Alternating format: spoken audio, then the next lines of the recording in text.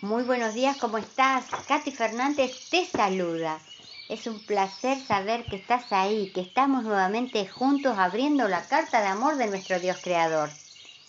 Te invito a que traigas tu Biblia y también a orar antes de abrirla. Amado Padre Celestial, gracias por tu presencia, por tu amor. Hoy volvemos a reconocerte como el único Dios vivo, el Dios creador, el Dios todopoderoso a quien deseamos servir por siempre. Abrimos las puertas de nuestro corazón para que el Espíritu Santo reine soberano en él, para que con tus fuerzas podamos obedecerte. Porque entendemos que un principio de la verdadera adoración es que a ti, Padre amante, se te adora con la obediencia. Y hoy también entendemos que la desobediencia es adoración a Satanás. Ayúdanos, Padre, a serte fiel siempre. Y gracias porque en los momentos de desesperación tú siempre respondes y siempre estás a nuestro lado. Ayúdanos a soltar lo que se fue y danos fuerzas para elegirte siempre. Y ahora, Padre, que tu Espíritu Santo nos enseñe. Oramos en el nombre de Jesús y lo agradecemos. Te amamos, Padre. Amén. La lección para el jueves 29 de agosto lleva por título Santiago el Justo. La tradición cristiana sugiere que Santiago, hermano o hermanastro de Jesús, llegó a ser un líder de la iglesia primitiva en Jerusalén y fue el Jacobo que ofició como presidente del Concilio de Jerusalén. Hechos 15 y Gálatas capítulo 1 y 2. Si es así, es probable que haya sido el autor de la carta que se conserva en la Biblia como el libro de Santiago. En el Nuevo Testamento, este nombre en griego también puede traducirse indistintamente al español como Santiago o Jacobo.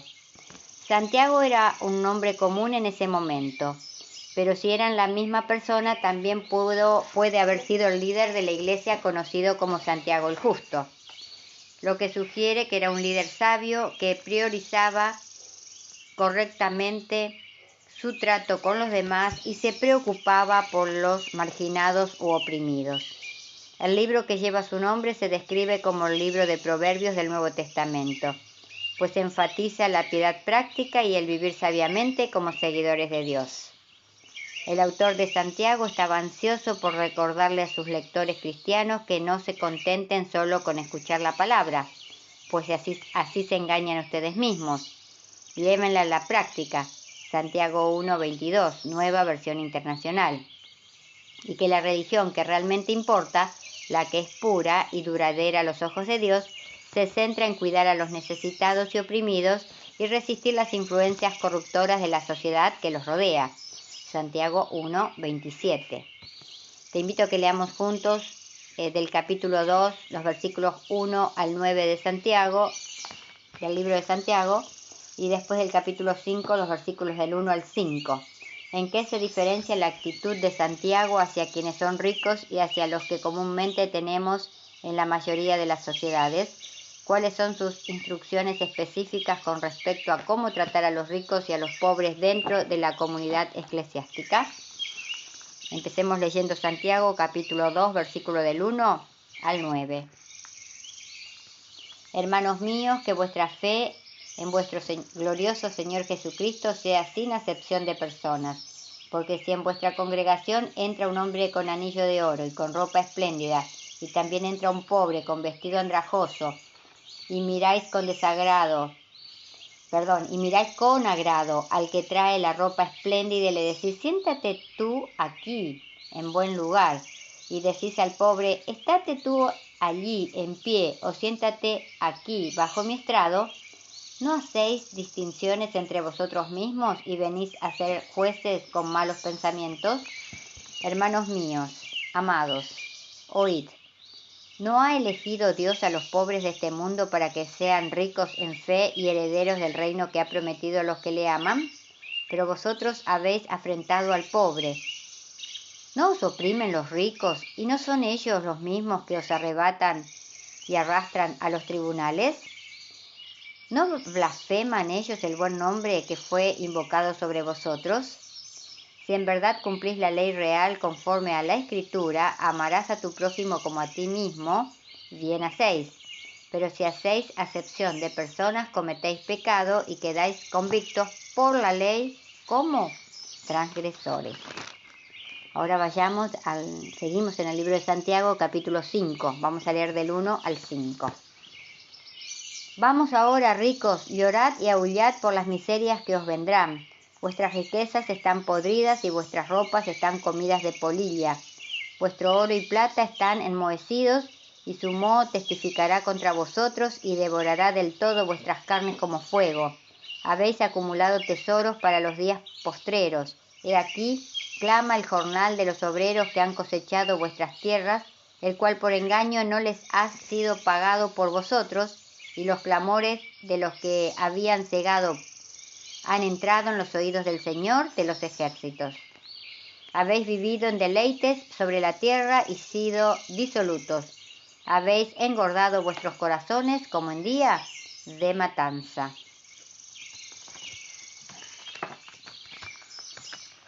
Santiago sostiene que desearle el bien a alguien, incluso la bendición de Dios, será de poco consuelo si la persona sufre de frío y hambre.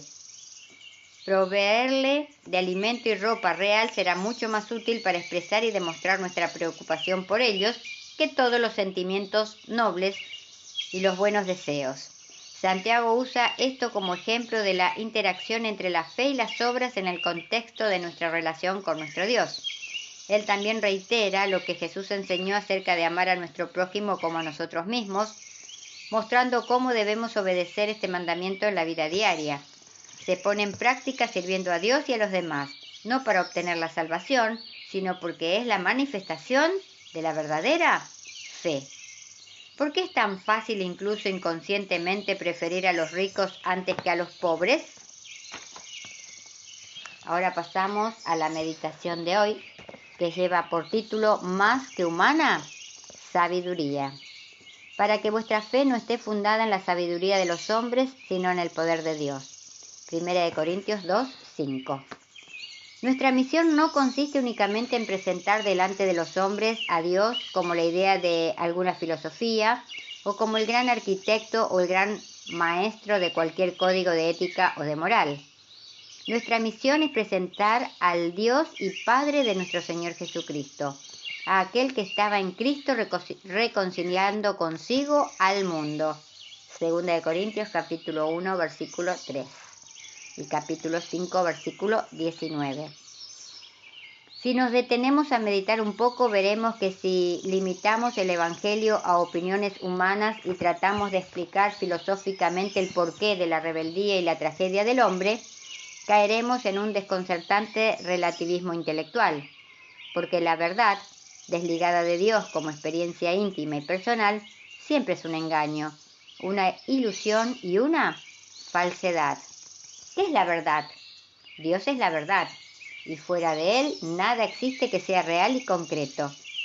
Por eso la fe, como simple asentamiento intelectual, como simple entender las cosas, como simple satisfacción de la razón, es una fe incompleta.